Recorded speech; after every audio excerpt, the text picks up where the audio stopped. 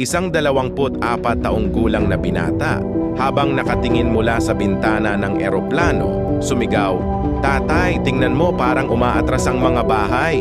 Ngumiti ang tatay, isang batang mag-asawa sa malapit ang naiinis sa kanyang asal.